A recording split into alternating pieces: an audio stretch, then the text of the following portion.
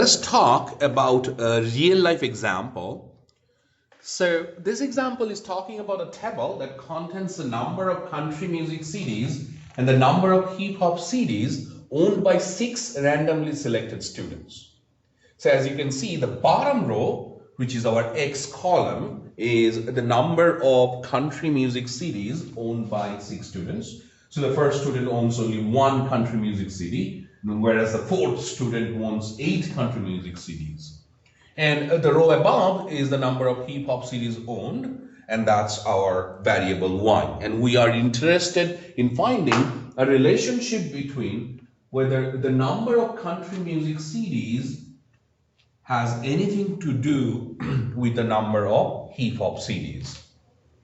Think about our usual perception, because these are two extremities of choice of music. Generally, a person who has inclination towards country music CDs probably will not be willing to own hip hop CDs, and the other way around. If you are like me and you like hip hop, then probably you are not going to choose country music CDs. So let's actually see, mathematically speaking, in the context of these 6 students, whether this conception of ours is true or not. So the first thing is constructing the scatter plot. And what is that? You have values for x. For each of these values of x, you have a value for y. So what you will do, you will draw a graph with a big enough y-axis that can represent clearly all possible values for your y values. So if I look at my y values, the lowest value is 1 and the highest value is 12. Whereas on the x-axis, the lowest value is 1 and the highest value is 27. So what I do, I have to kind of judge my own scale. I have to fill in all the data. So I will probably use a 2-point scale on the y-axis. What do I mean by that? So I would say 1 mark stands for 2. The second one is for 4. Let me make them a little bigger so that it's easier to see. So say this is 2, this is 4, 6, 8, 10. So I can now name them 2, 4, 6, 8, 10. And I need the highest value, which is 12, of course. On the x-axis, because my range is from 1 to 27, I will need a bigger scale. Also, I will scale them, say 3 points each. What do I mean by that? The first tick is going to be counted as 1. Then I will call it, I'm sorry, the first tick I will call it as 3, as I am taking a 3-point scale. So I will say this is 3. Then I have 6, 9, 12, 15, 18, 21, 24, 27. And then we are going to look at student number 1. Number of country CDs, so x is 1, y is 10. I will do that. 1 is less than 3, so it's here, but the value of y is 10, so I should get this point somewhere here. That's a point 1 comma 10. And then I will do 3 comma 12. X is 3, y is equal to 12, so that point should be here. X equal to 11, y equal to 1, so x equal to 11 somewhere here, and y equal to 1, so it should be a little less than 2, so maybe here. Then I have x equal to 8, y equal to 3. X equal to 8 is before 9. Y equal to 3 will be between 2 and 4. So somewhere here. And then finally we have x equal to 5, y equal to 6. So x equal to 5 and y 6 should be here. And you have x equal to 27, y equal to 1. So x equal to 27. And y equal to 1 should be somewhere here. So this is my scatter plot. Now, if I look at the scatter plot, it kind of talks to the same argument that I started this problem with. You will see that as your x values are increasing, I have the tendency of the y values falling down. Not perfectly, but it has a tendency of kind of falling down. So it seems from the scatter plot that as the number of country CDs owned increases, the number of hip hop CDs owned will decrease. And this simple graph is called the scatter plot. So our next question is asking us what type of relationship do these variables have? And that is on the scatter plot, depending on the scatter plot, whether it's positive, negative, apparent linear, or non-linear. So as we have talked about, since we have seen the pattern that as x values are increasing, y's values are decreasing, we will say that it has a negative relationship. But I will write it in a way so that it seems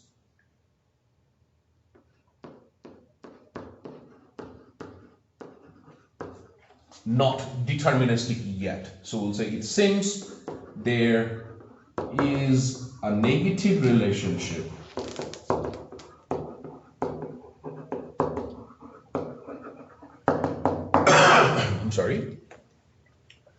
Will the correlation coefficient be positive, negative, or non-zero, or near zero? So of course this is a negative relationship, so that will be easy. We will say that correlation coefficient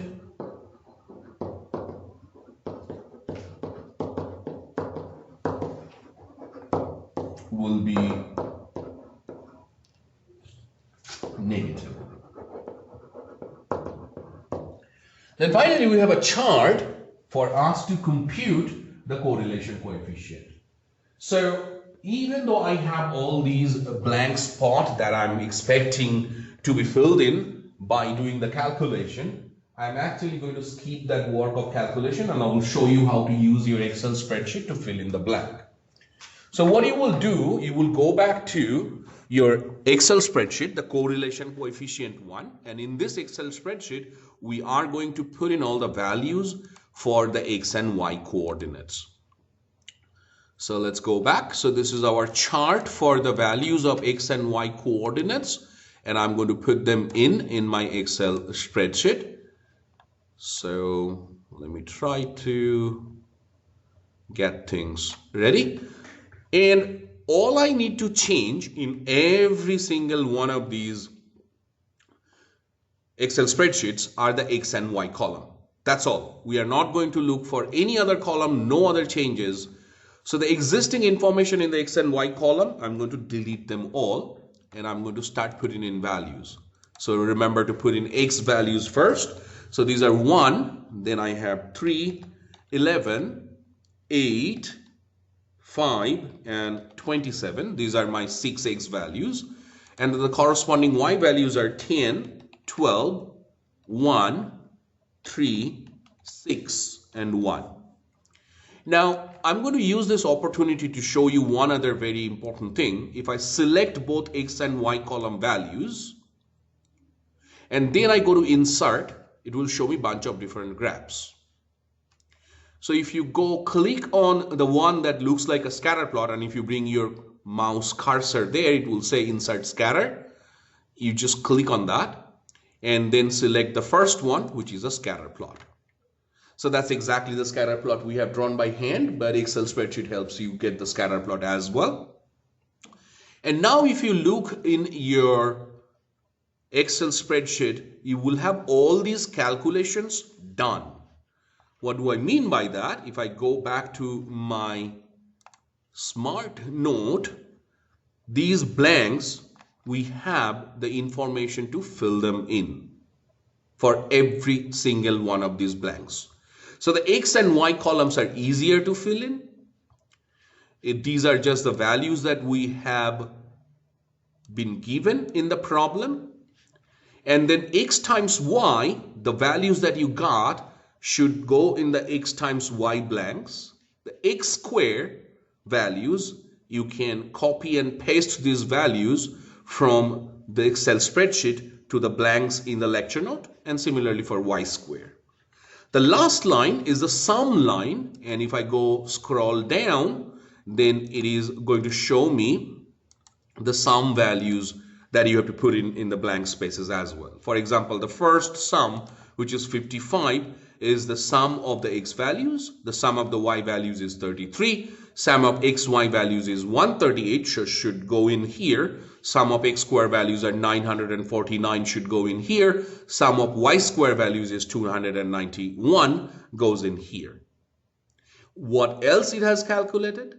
It has calculated the sample size of 6, and it has calculated the correlation coefficient of minus 0.7454 rounded to 4 decimal places. So we'll say this is minus 0.7454. If nothing is mentioned, we're going to round our calculation always in 4 decimal places.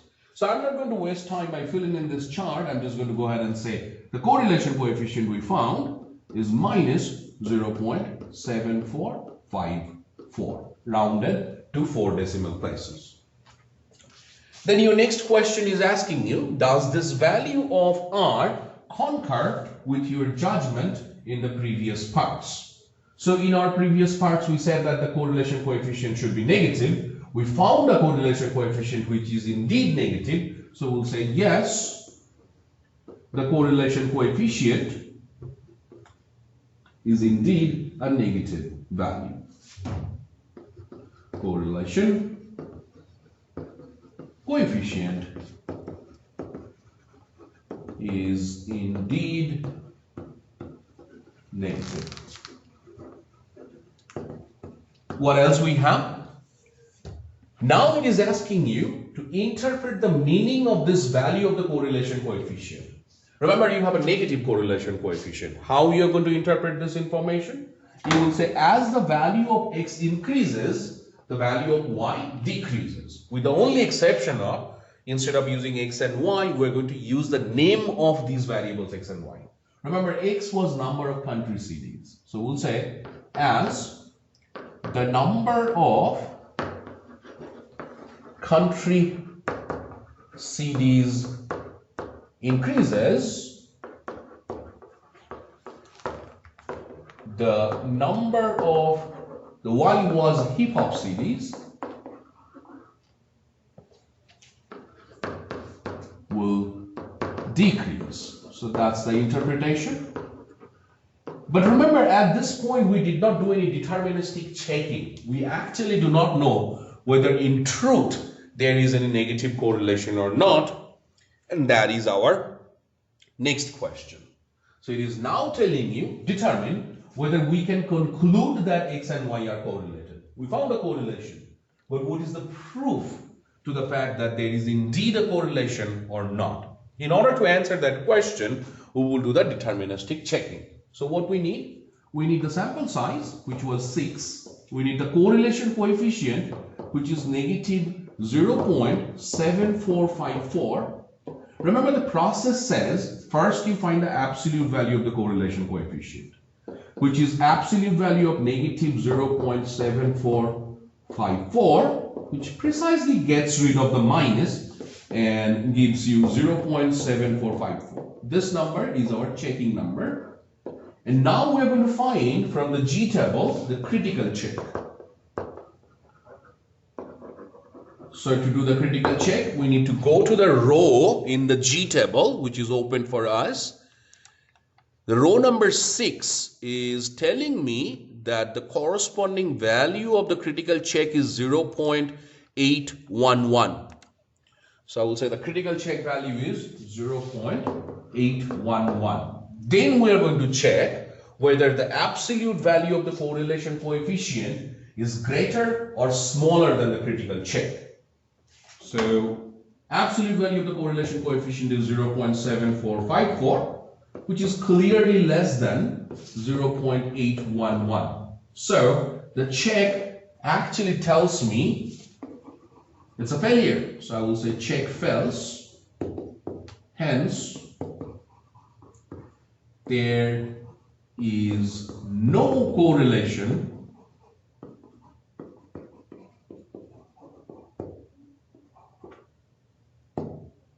between the x and y variables. So I will just say between the variables. So now I want you to take a moment and understand this entire process. We did the scatter plot. We interpreted the correlation coefficient from the scatter plot. We use mathematical tools to find out the actual value of the correlation coefficient, and our results coincided. They talked about the same thing, that seems like there is somewhat a negative relationship. Then we did the deterministic test at the end, and it said, no, even though your scatter plot and the mathematical calculations are saying certain way, there is actually no correlation coefficient, no linear relationship between the number of country CDs owned and the number of hip hop CDs owned. Our next question is an interpretative question. It says, add find to each value and redraw the scatter plot. So for each of the x and y values, we're going to add 1 and comment on the similarity or the difference between the scatter plots in the previous exercises.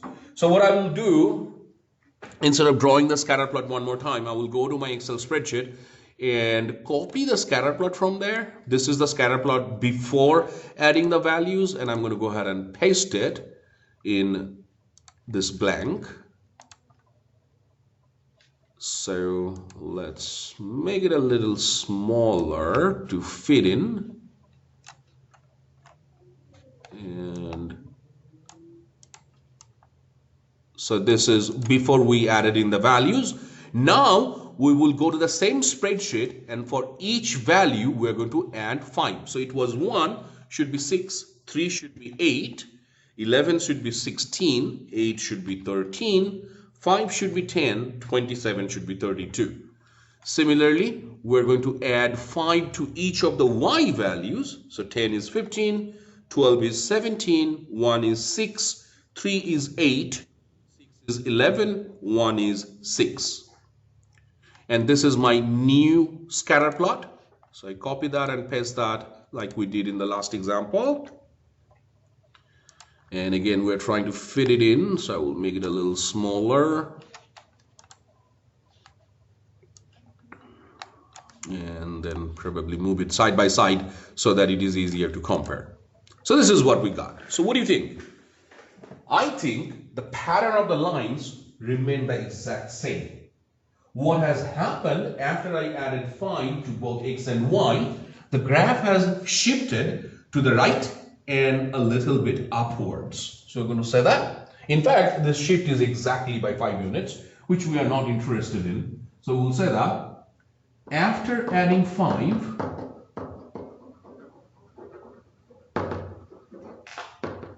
to each data value,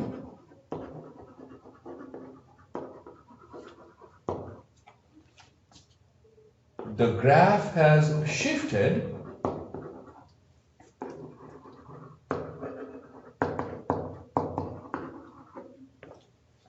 and I will go ahead and say 5 units to the left and 5 units upward with no change in the pattern of the straight line.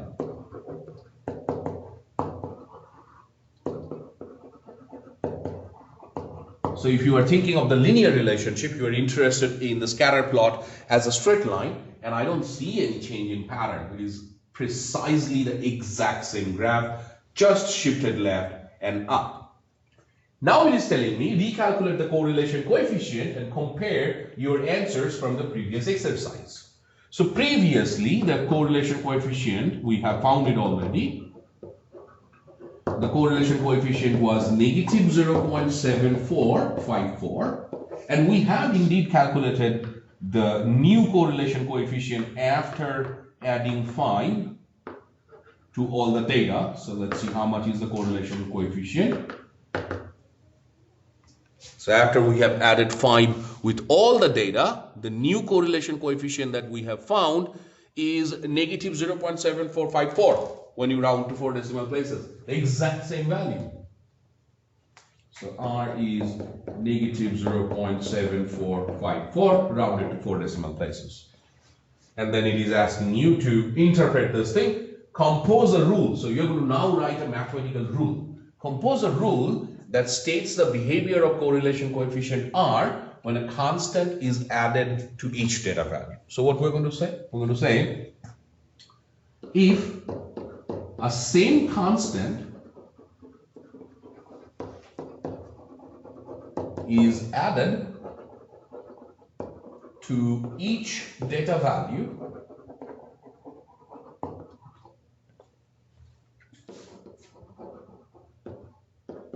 the correlation coefficient remains the same.